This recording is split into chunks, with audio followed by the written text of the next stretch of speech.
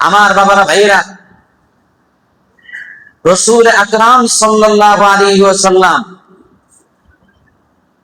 তার যে সাহাবী হযরত আবু যর গিফারি, উনি যে হাদিসটা বর্ণনা করেছেন, আমি আপনাদের সামনে বলেছি গত জুমায়। তিনি বলছেন,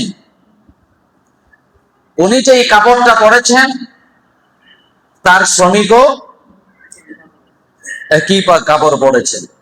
অন্যান্য সাহাবাই কেরাম জিজ্ঞেস করলো, আপনি এমনটা না করলেও তো পারতেন। তখন তিনি বলেছেন যে আল্লাহ রসুল আমাকে বলেছে যে তুমি যা খাও তাকেও তা খাওয়াও, তুমি যা পড়ো তাকেও তা পড়াও, আর তুমি শ্রমিকদেরকে গালি দিও না।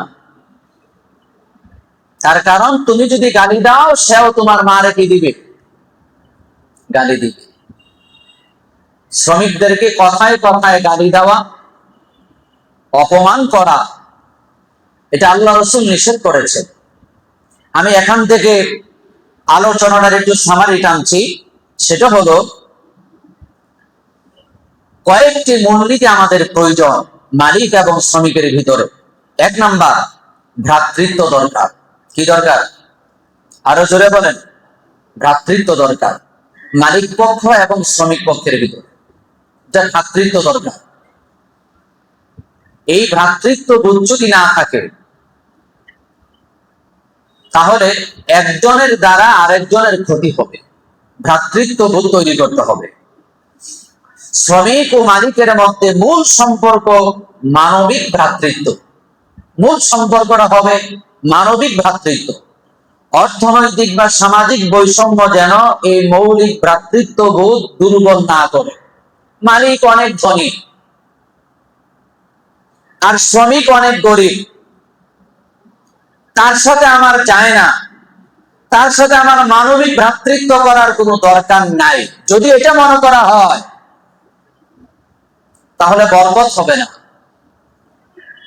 অধিকার ঠিকঠাক মতো আদায় হবে না।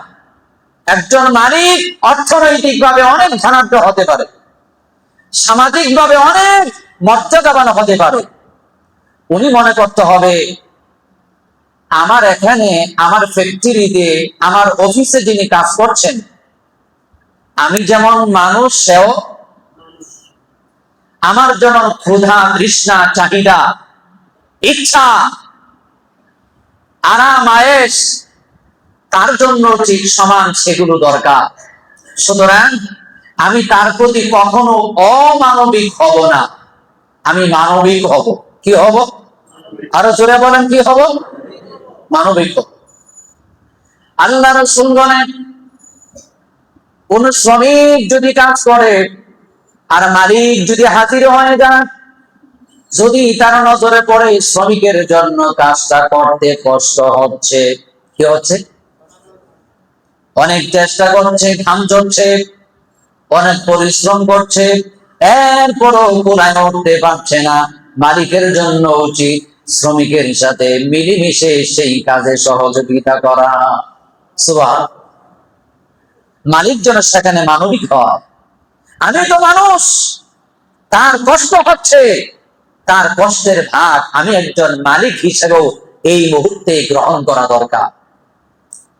আমি মালিক তাকায় তাকায় দেখবো, তার ঘাম ঝরছে, সামান্য উৎপাদন হয়ে গেল, ধমকাবো, মা নিয়ে গালি দিব, অপমানিত করবো।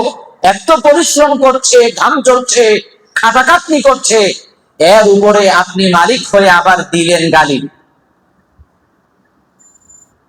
নানান কথা বললে, আবার কথা বলে অপমান করলে, এটা কি মানবিকতা হলো?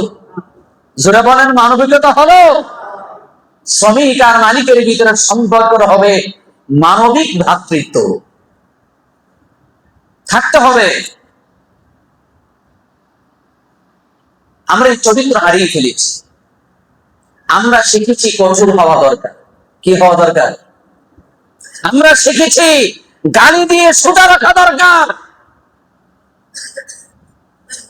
কিন্তু আমরা মানবিক আচরণের কথা ভুলে গেছি। বিশ্বাস করো, বিশ্বাস করো, মানবিক হওয়া, সুন্দর আচরণ করা, এটা যে আপনাকে কোথায় নিয়ে যাবে। আজকে আমরা বাহাদুরি কোথায় করি জানেন? ধমক দিয়ে যদি কন্ট্রোল করতে পারি, গালি দিয়ে যদি কন্ট্রোল করতে পারি, এবং বহু মানুষ লোক নিয়োগ করার ক্ষেত্রে ওই লোকটারে বেশি নিয়োগ দেয় যে গালি দিতে পারবে না। আপনি মালিক হিসেবে বলে দিবেন গালি দিয়েও মানুষকে ঠিক করা যায়, মানবিক হয়ে সুন্দর আচরণের মাধ্যমে মানুষকে ঠিক করা যায়। এক স্বামী তার স্ত্রীকে মেরে সোজা করতে চায়, তার সন্তানকেও কঠোর আচরণ আর মারধর করে সোজা করতে চায়। অপরদিকে আরেক স্বামী আর বাবা চিন্তা করলো, না, আমি সুন্দর আচরণ দিয়ে স্ত্রীকে ঠিক করব, সুন্দর আচরণ দিয়ে আমার সন্তানকে সোজা করব। দুইজন কি এক? এই দুইজন কি সমান? মোটেও না। আজকের বিজ্ঞান কি বলছে? আপনি সন্তানকে সুন্দর আচরণ আর কৌশলে যতটা তাড়াতাড়ি হাতে আনতে পারবেন, মারধর করে কখনো ততটা তাড়াতাড়ি আপনি কাছে আনতে পারবেন না। ইসলাম তো সেটাই বলে। আল্লাহ রাব্বুল আলামিন কোরআনে কারিমে একটা শব্দ নাযিল করেছেন, সন্তানকে সঠিক পথে রাখার জন্য তার আচরণ বিধি কি হবে। আজ থেকে ৪৫০০ বছর আগে লোকমান হাকিম তার কলিজার টুকরা সন্তানকে সঠিক পথে রাখার জন্য একটা শব্দ ব্যবহার করেছেন, ইয়া বুনাইয়া আকিমিস সালাতা ওয়া উমুর বিল মারুফ। ইয়া বুনাইয়া, ইয়া আমার প্রিয় বৎস, ইয়া আমার প্রিয় ছেলে, আদরের ছেলে, কলিজার টুকরা সন্তান, ও ননাইয়া, ও আমার চট্টগ্রামবাসী, আদর করে সন্তানকে আপনারা ননাইয়া বলেন। এই যে শব্দটা আল্লাহর কাছে এত বেশি পছন্দ। নামাজ পড়া, অন্যায় কাজে চলে যান, শাস্তি দিবেন, চূড়ান্ত পর্যায়ে শাস্তি দিবেন, কিন্তু যতক্ষণ পর্যন্ত তাকে আপনি প্রশিক্ষণ দিচ্ছেন না, ততক্ষণ পর্যন্ত আপনি তাকে আদরের কণ্ঠেই বলতে হবে, ও আমার প্রিয় বৎস, তুমি আমার কাছে আসো, ও আমার প্রিয় ছেলে, আমার কাছে আসো। কলিজার টুকরা সন্তানের প্রতি আপনি মানবিক হন। রাসূল বলেছে, ওই স্বামী উত্তম যে আচরণের ক্ষেত্রে স্ত্রীর কাছে উত্তম, ওই বাবা উত্তম যে আচরণের ক্ষেত্রে তার সন্তানের কাছে উত্তম, ওই মালিক উত্তম যে মালিক বারবার তার অধীনস্থ কর্মকর্তা কর্মচারীর সাথে সুন্দর আচরণ করে, ভুল করলে মাফ করে দেয়, শুধরাই দেয়, এমনকি তাদের সাথে বসে খানা পিনা খায়, কথাবার্তা বলে, তাদের দুঃখ গুলো জানার জন্য চেষ্টা করে, তাদের মুখে হাসি ফোটাবার জন্য সময় দেয়, তাদের মাথার মধ্যে হাত বোলায়। রাসূল বলে, একবার নয়, দুইবার নয়, দৈনিক যদি তোমার অধীনস্থ লোকদেরকে ৭০ বার যদি মাফ করে দেওয়ার দরকার হয়, আমি রাসূল বলেছি প্রয়োজনে ৭০ বার তারে মাফ করে দাও। আল্লাহু আকবার। তার নাম মুহাম্মদুর সাল্লাল্লাহু। আমার স্বামী ভাইয়েরা, আপনারা আপনাদের অধিকার পাওয়ার জন্য কোথায় ঘুরছেন? ইসলামের ডানারা আসেন, আল্লাহর পয়গম্বরের সিরাতের ভিতরে আসেন, চরিত্রের ভিতরে আসেন, তার আদর্শের ভিতরে আসেন। একটা কাজ যদি সম্মিলিত ভাবে করতে পারেন, এই বাংলাদেশের মধ্যে আমরা আল্লাহর রাসূলের আদর্শ বাস্তবায়ন করতে চাই। আল্লাহ রাসূলের আদর্শের পক্ষে যারা কথা বলে তাদেরকে আমরা সংসদে দেখতে চাই। একটা কাজ যদি করতে পারেন, রাস্তাঘাটে আন্দোলন করে গাড়ি ঘোড়া বন্ধ করার দরকার হবে না, ভাঙচুরের দরকার হবে না। আল্লাহর কসম, আল্লাহর রাসূলের আদর্শ যারা লালন করে, ওই মানুষগুলোর যদি একবার ১৫১ জন যদি সংসদে পাঠায় দিতে পারে, আপনাদের সমস্ত চাহিদা গুলো এক কথায় সংসদ যদি পাস হয়ে যায়, আর জীবনে শ্রমিক হয়ে কষ্ট করতে হবে না। শ্রমিক হবে, শান্তি পাবে, মজুরি নির্ধারণ হবে। ইসলামের দৃষ্টিকোণ হলো একটা শ্রমিকের মূল্য নির্ধারণ হবে বাজার দর অনুযায়ী। কি অনুযায়ী? আরো জোরে বল না। এখন কি শ্রমিকের মূল্য কি বাজার দর অনুযায়ী হয়? জোরে বলেন হ্যাঁ। আপনার ঘর ভাড়া কত, আপনার বাজার দর কত, এই সবগুলো বিবেচনা করে আপনার চিকিৎসা ভাতা, আপনার অতিথি, সবকিছু মিলায় এমন একটা সুন্দর ব্যবস্থাপনা হবে, খুশি হয়ে যাবে। কিন্তু আমরা তো বিবেক বিক্রি করে ফেলি। মসজিদে আসলে, আল্লাহর কথা শুনলে, রাসূলের কথা শুনলে আত্মসমর্পণ করে মসজিদ থেকে যখন বের হয়ে যায়, আল্লাহ ও তার রাসূলের আইনের বিরুদ্ধে যারা অবস্থান করে টাকার কাছে, তাদের কাছে বিক্রি হয়ে যায়। আমাদের কপাল বলবে না, কাদের কপাল বলবে? আল্লাহ আমাদের হৃদায়ত দান করুক। আরো জোরে কান।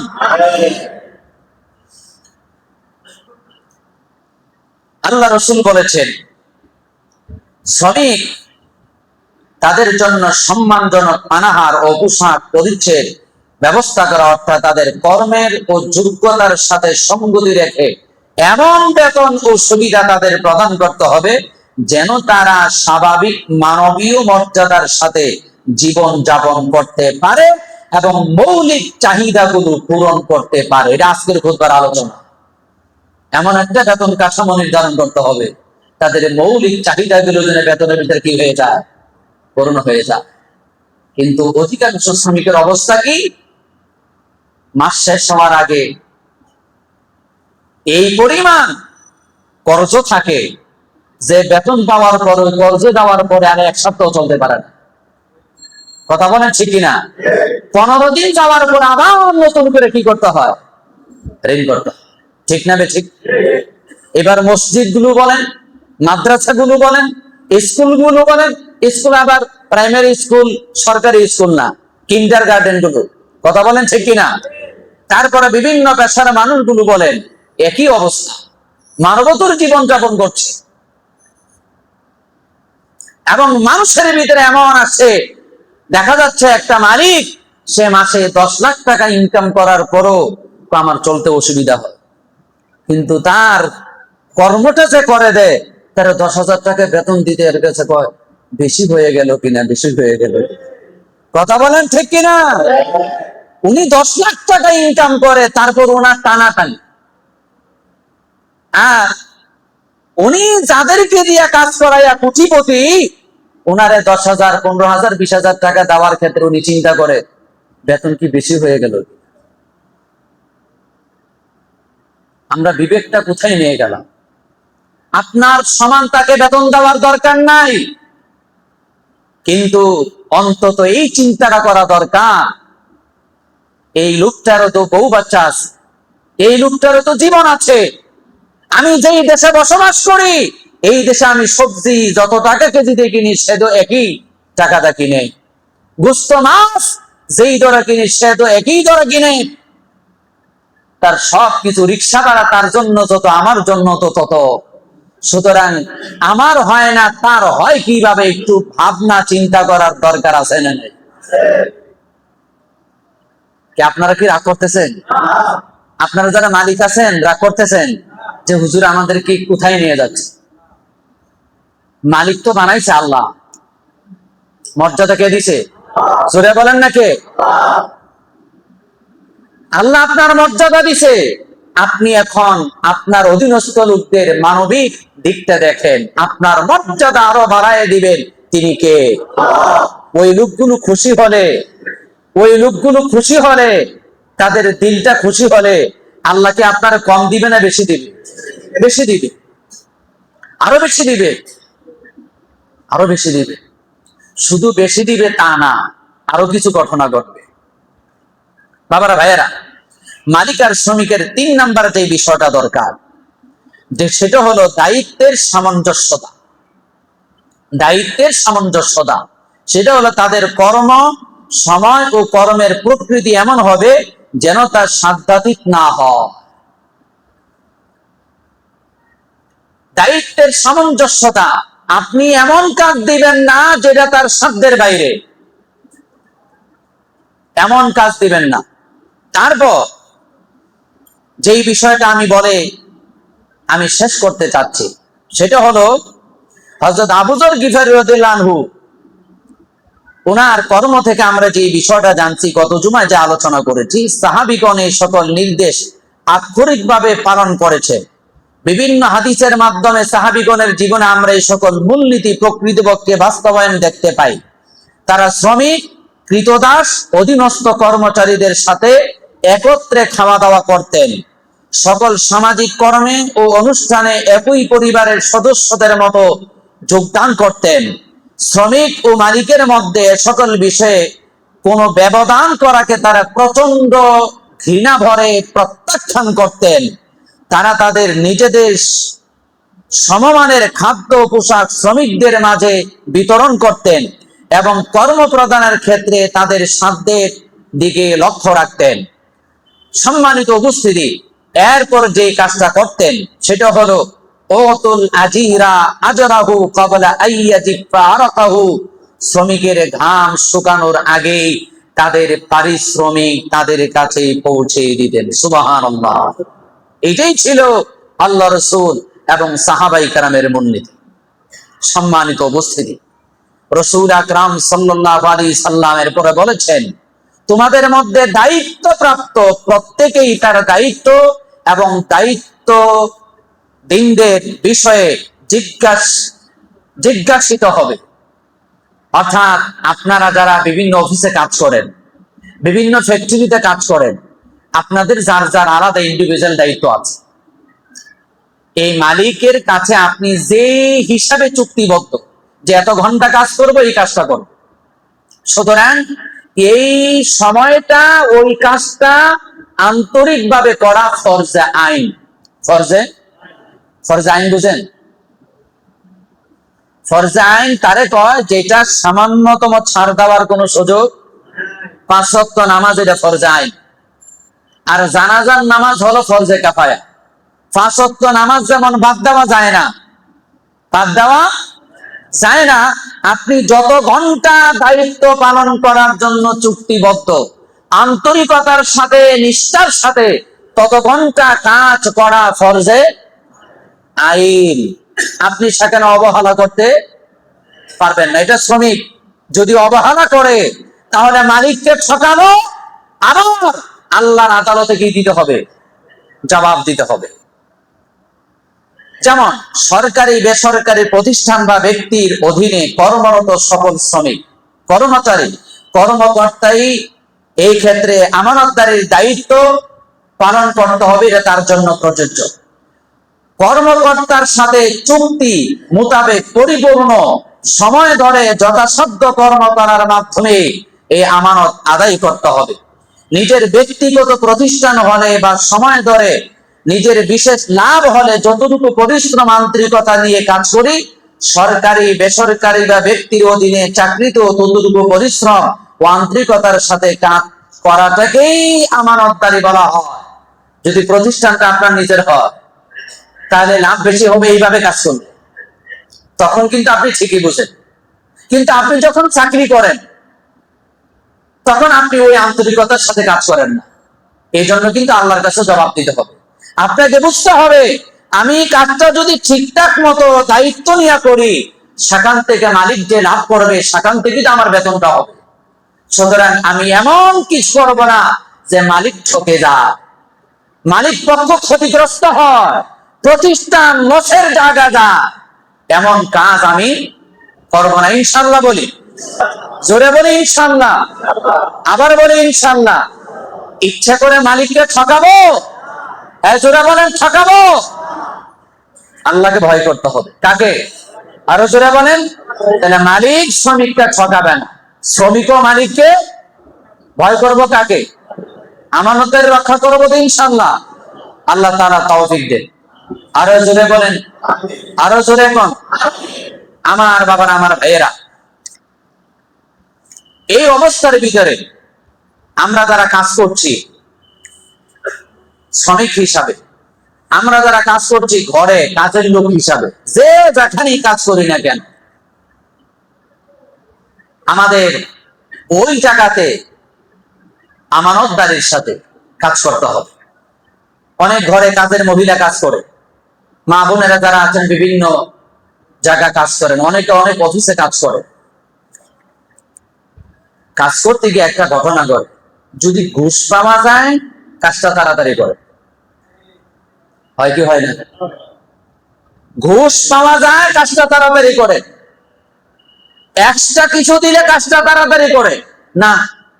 আপনি যদি 8 ঘন্টার ডিউটি বা 10 ঘন্টা 12 ঘন্টার ডিউটির জন্য যদি চুক্তিবদ্ধ হন, ঘুষ ইনসেনটিভ ছাড়াই আপনাকে আন্তরিকতার সাথে কি করতে হবে, কত ঘন্টার সময় আপনাকে আন্তরিকতার সাথে কাজ করতে হবে। যদি সেখানে আমানতদারের কোনো ঘাটতি হয়, আল্লাহর আদালতে কি দিতে হবে?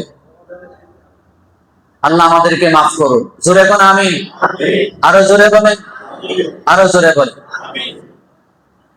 এবার আসি আমরা সবাই মিলে, মালিক আর শ্রমিক তো আছেই, এছাড়াও আমরা সাধারণ জনগণ। আপনি হয়তো আমার সাথে মালিক শ্রমিকের সম্পর্ক নাই, কিন্তু আপনি আমার সমাজের মানুষ, আপনি একজন মানুষ, আপনি হয়তো মুসলিম আর না হও মুসলিম। সবাই সবার সাথে সেবামূলক চিন্তা ভাবনা নিয়ে কাজ করতে হবে এবং সুন্দর আচরণ করতে হবে।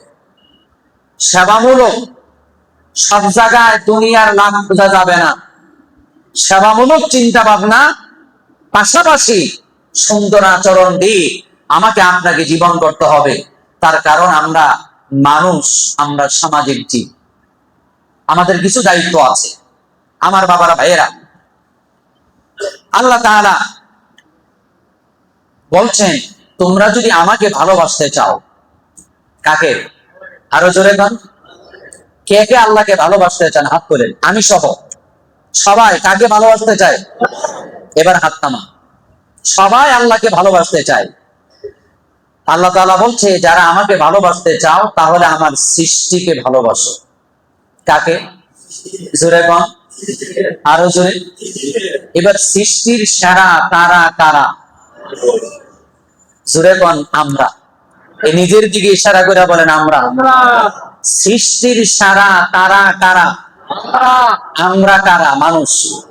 আবারও বলছি, সৃষ্টির সারা তারা কারা? আমরা। আমরা কারা? মানুষ।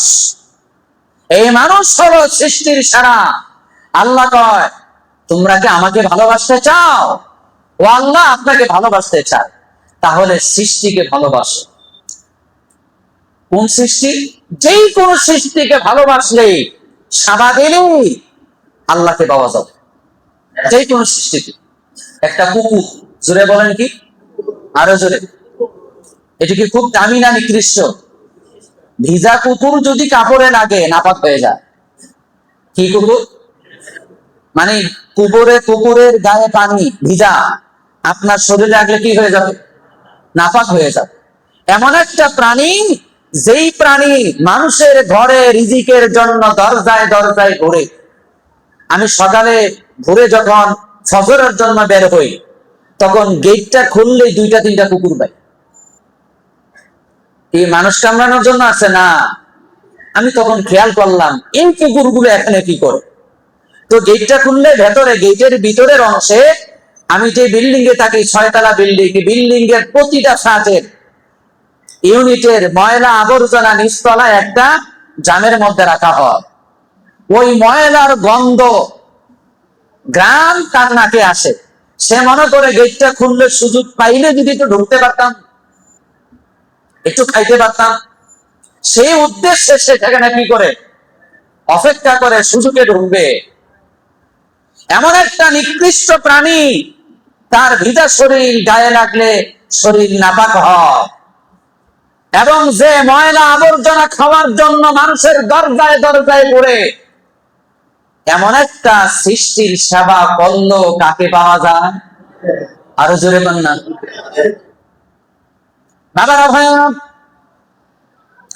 আল্লাহর নবী বলেন, উম্মত আমার, এক লোক মরুভূমি এলাকা চলতে চলতে সে তৃষ্ণার্ত হয়ে যাওয়ার পর একটা কূপ পেয়ে গেল। কূপের মধ্যে নামলো, সেখান থেকে পানি পান করে যখন উঠলো, উঠার পরে দেখে একটা কুকুর পিপাসার্ত হয়ে তৃষ্ণার্ত হয়ে তার জিহ্বাটা বের করে দিয়েছে, হাঁপাচ্ছে, আর তার জিহ্বা দিয়ে মাটি চাটছে। কি চাটতেছে? তার বুঝতে অসুবিধা হয় নাই। আমি পিপাসার্ত হওয়ার কারণে পানি পান করার জন্য ছোটাছুটি করছিলাম, আমি কূপের মধ্যে নেমেছি, সেখান থেকে পানি পান করেছি। এই প্রচন্ড রোদের ভিতরে কুকুরটা হাঁপাচ্ছে, জিহ্বাটা লম্বা করে বের করে দিয়ে মাটি চাটতেছে, কিন্তু তার কোনো উপায় নাই, পানির কোনো ব্যবস্থা নাই। আল্লাহর নবী বলে, ওই লোকটার দয়া হলো। কি হলো? আরো জোরে বলেন, কি হলো? দয়া হলো। তার দয়া হলো, আবার সেই কূপ থেকে নিজে পানি পান করেছে, ওই কূপের মধ্যে নেমে গেছে, সেখান থেকে তার পায়ে চামড়ার মৌজা দিয়া, চামড়ার মৌজা ভেতরে পানি গ্রহণ করে পানি নিয়ে টেনে কুকুরের জিহ্বার মধ্যে এনে দিল। কুকুরটা পানি পান করে দাঁড়িয়ে গেল। সঙ্গে সঙ্গে এই কুকুর যে তৃষ্ণা মুক্ত হলো, এই কুকুরের প্রতি যে দয়া দেখালো, তার তৃষ্ণা মিটাবার জন্য একটা মানুষ জেগে আসলো। আল্লাহর আরশ আজিম সঙ্গে সঙ্গে খুশি হয়ে গেল। আল্লাহ তাআলা ফেরেশতা দিয়ে খবর পাঠালো, আমার যে বান্দা কুকুরের মতো নিকৃষ্ট পানি সাহায্যে এগিয়ে আসলো, তারে পানি পান করালো, আমি আল্লাহ খুশি হয়ে তার জীবনের গুনাহ মাফ করে দিলাম। আমার বাবা, আমার ভাইরা, আজ নিকৃষ্ট একটা প্রাণী তৃষ্ণার্ত হয়ে রাস্তায় পড়ে থাকার কারণে তার প্রতি দয়া দেখানোর কারণে যদি স্বয়ং আল্লাহ তাআলা খুশি হয়ে যায়, তার জন্য ক্ষমার ঘোষণা আসে, জান্নাতের ঘোষণা আসে। সৃষ্টির সারা মানুষ আজ রাস্তায় রাস্তায় ভিক্ষা করছে, তার হাতগুলো কাটা, পা গুলো কাটা, পায়ের মধ্যে পুষ। এরকম মানুষের রাস্তাঘাট আছে না নাই? জোরে করে আছে না নাই? বিভিন্ন মসজিদের সামনে দেখা যায়, মার্কেটের সামনে দেখা যায়, রাস্তাঘাটে দেখা যায়, আপনার বিল্ডিং এর ভিতরে দেখা যায়, আপনার পাশের প্রতিবেশীর ভিতরে দেখা যায়। অসুস্থতার কারণে চিকিৎসা করাতে পারে না, ঋণগ্রস্ত হওয়ার কারণে রাস্তায় বের হতে পারে না। জোরে বলেন আছে না নাই? নানান কারণে এমন পেরেশানির ভিতরে আছে, আপনার লক্ষ লক্ষ কোটি কোটি টাকা ব্যাংকের মধ্যে পড়ে আছে, আপনার স্ত্রীর জন্য জামা এই পরিমাণ আছে, আগামী 5 বছর ব্যবহার করলে ছিড়বে না, এরপরও তার জন্য আপনি 50,000 টাকার মার্কেট করে, এক একটা সন্তানের জন্য আপনি মার্কেট করার জন্য ইন্ডিয়া চলে যান, বিভিন্ন দেশে চলে যান, আছে না নাই? কিন্তু আপনার বাড়ির আশেপাশে আপনার প্রতিবেশী, আপনার আত্মীয় স্বজন, পরিচিত অপরিচিত, সৃষ্টির সারা মানুষগুলো ধুকে ধুকে কাঁদছে, কষ্ট পাচ্ছে, আপনি তাদের মাথায় হাত বুলায়া তার পাশে বসে তার দুঃখ গুলো শুনে তাকে সাহায্যের হাত বানানোর জন্য আপনার সময় হয় না।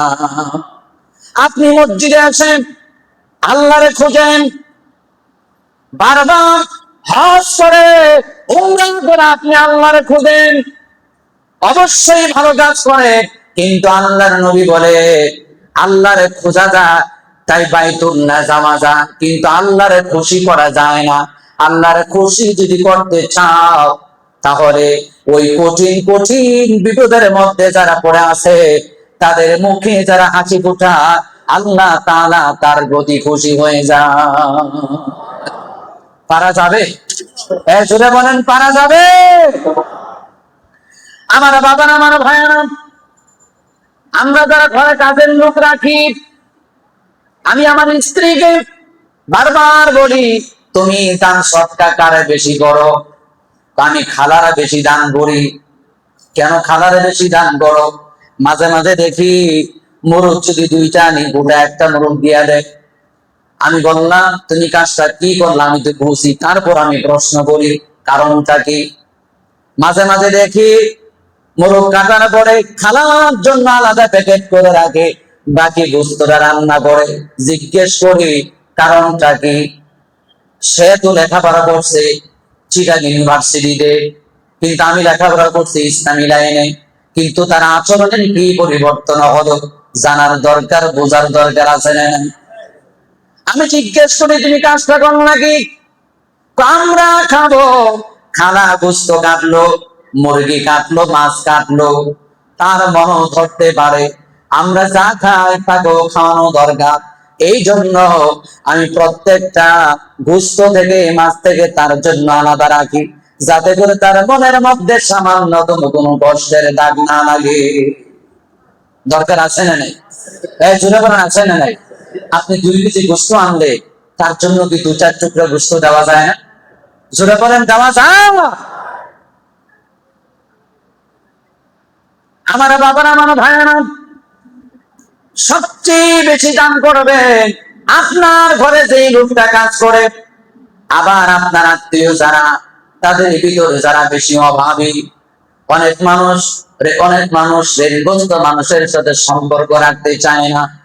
জোরে বলেন ঠিক না বেঠিক? কিন্তু আপনি তার সাথে সম্পর্ক বেশি রাখবেন। প্রশ্ন হলো কেন? তার সাথে সম্পর্ক রাখলে সে তো আমার কাছে বারবার টাকা চাইবে, কিন্তু আপনি তখন চিন্তা করবেন আল্লাহ তাআলা আমারে ধনী বানাইছে, আমারে যাকাত দেওয়ার জন্য তৌফিক দিয়েছে। আমি যদি জানি মানুষটার কারণে ঠিক মতো সংসার চালাতে পারে না, বারবার সুদের লেনদেন করতে হয়, বারবার অভাবী হয়, আপনি প্রয়োজনে আপনার 50 লাখ টাকার যাকাত কত আসে হিসাব করে লোকটারে রেখে একবারে তার রেঞ্জটা দিয়ে, ভাই তুমি কাছে আসো, প্রতি মাসে বেতন পাও, তোমার অভাব দূর হয় না কেন? একটু কাছে ডাকেন, দেখবেন খুলে বলবে এরকম আদর করে কাছে দেখে কেউ আমার জিজ্ঞেস করে নেন।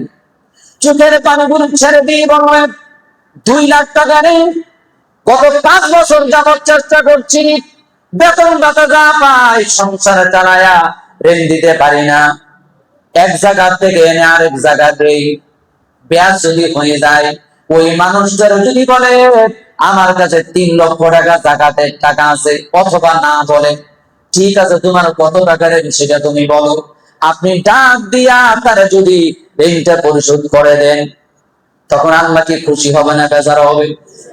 সূরা বলেন খুশি হবে না বেজার হবে? আপনি মক্কা শরীফ যাবেন ঠিক আছে, জীবনে একবার হজ করা ফরজ নাকি বারবার ফরজ? সূরা কোন কয়বার নাকি বারবার?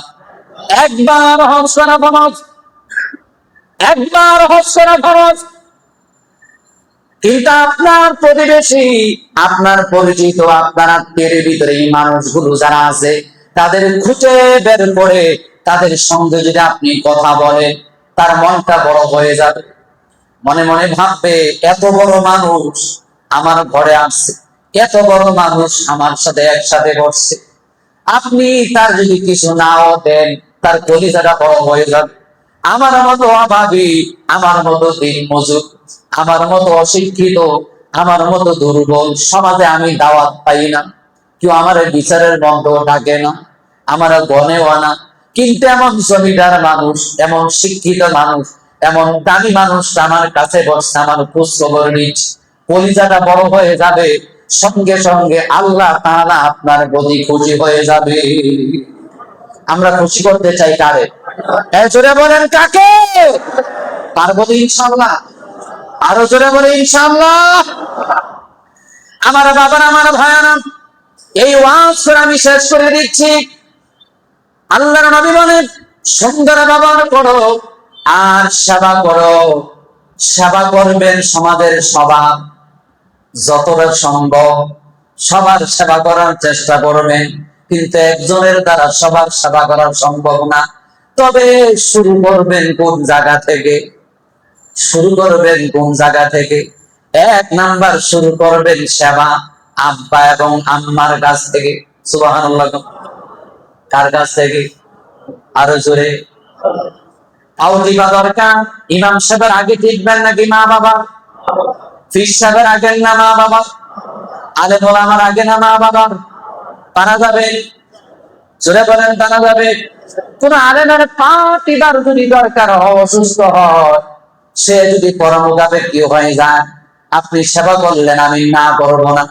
কিন্তু আপনার মা বাবা, জীবনে কয়বার মা বাবার হাত পায়ে আপনি তেল দিয়ে দিয়েছেন?